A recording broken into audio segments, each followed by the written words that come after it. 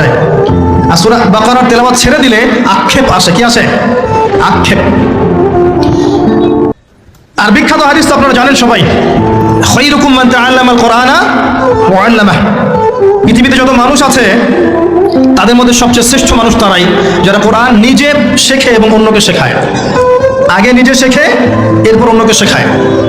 আয়েশা রাদিয়াল্লাহু আনহা থেকে একটা হাদিস এসেছে যে আল্লাযী ইয়াকরাউল কুরআন, যে ব্যক্তি কোরআন তেলাওয়াত করে, ওয়া হুয়া মাহিরুন বিহি, এবং এর উপর দক্ষতা অর্জন করে, মা'আস সাফারাতিল কিরামিল বাররা, এই ব্যক্তি কিয়ামতের দিন সম্মানিত ফেরেশতাদের সাথে হাসর করবে ইনশাআল্লাহ।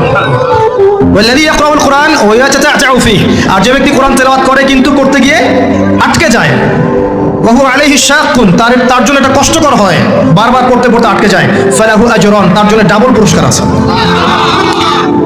একটা হাদিসের মধ্যে নবী সাল্লাল্লাহু আলাইহি ওয়াসাল্লাম বলেছেন, মুসলিমের হাদিস, যে ইন্নাল্লাহা ইয়ারফাউ বিহাযাল কিতাবি আকওয়ামান, আল্লাহ পাক এই কোরআনের মাধ্যমে বহু কওমকে মর্যাদামণ্ডিত করেন, সুবহানাল্লাহ, ওয়া ইয়াদাউ বিহিল আখারিন, এবং অনেককে আল্লাহ পাক অপমানিত করেন, কারণ কোরআন ছেড়ে দিলে মানুষ অপমানিত হয়ে যাবে।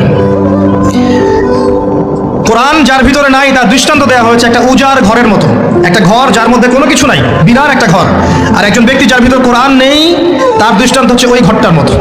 যারা হাফেজে কোরআন তাদের সম্মান সম্পর্কে আল্লাহ পাক বলেছেন হাদিসের মধ্যে দিয়ে, নবী সাল্লাল্লাহু আলাইহি ওয়াসাল্লামের মাধ্যমে, যে হাফেজে কোরআনদেরকে আল্লাহ রাব্বুল আলামিন কিয়ামতের মাঠে বলবেন, ইকরা ওয়ারতাক, তুমি পড়ো এবং উঠতে থাকো, তুমি পড়ো এবং উঠতে থাকো, মানে জান্নাতের মর্যাদার স্তরে উন্নীত হতে থাকো।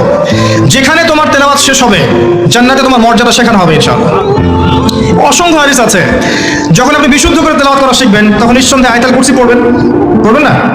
যে ব্যক্তি প্রত্যেক ফরজ সালাতের পর আয়াতুল কুরসি পাঠ করবে, মৃত্যু ছাড়া জান্নাতে যাওয়ার কোনো বাধা থাকবে না ইনশাআল্লাহ। এর মানে প্রত্যেক ফরজ নামাজ আগে পড়তে হবে, তারপরে আয়াতুল কুরসি পড়তে হবে। শুধু নামাজ না পড়ে আয়াতুল কুরসি নয়। এই যে রাতের বেলা, এখন রাতের বেলা ঘুমানোর আগে আপনি যদি সূরা বাকারা এর শেষের 3টা আয়াত অথবা 2টা আয়াত পড়েন, লিল্লাহি মা ফিস সামাওয়াতি, এখান থেকে নিয়ে ফানসুরনা আলাল কওমিল কাফিরিন পর্যন্ত, অথবা আমানা রাসূল থেকে ফানসুরনা আলাল কওমিল কাফিরিন পর্যন্ত, নবী সাল্লাল্লাহু আলাইহি ওয়াসাল্লাম বলেছেন সারা রাত ইবাদতের নেকি পাবেন ইনশাআল্লাহ। এবং সারা রাত কোনো দৃশ্য অদৃশ্যের ক্ষতি আপনাকে স্পর্শ করবে না ইনশাআল্লাহ। ফজিলত বলে শেষ করতে পারবো না, সারা রাত চলে যাবে। এই যে সূরা মুলক, রাতের বেলা ঘুমানোর আগে যারা সূরা মুলক তেলাওয়াত করে ইনশাআল্লাহ কবরের আযাব থেকে আল্লাহ পাক তাদেরকে হেফাজত করবে ইনশাআল্লাহ। কবর সম্পর্কে আপনারা জানেন যে এটা এমন একটা জায়গা যেখানে আমরা যেমন একা এসেছি একা যেতে হবে। আমার বাড়ি গাড়ি টাকা পয়সা সহায় সম্পত্তি পলিটিক্যাল পাওয়ার সোশ্যাল পাওয়ার কোনো কিছুই আমার সাথে যাবে না, ইল্লা আমালুন সালেহ, আমলে সালেহ ব্যতীত কোনো কিছু আমার সাথে যাবে না।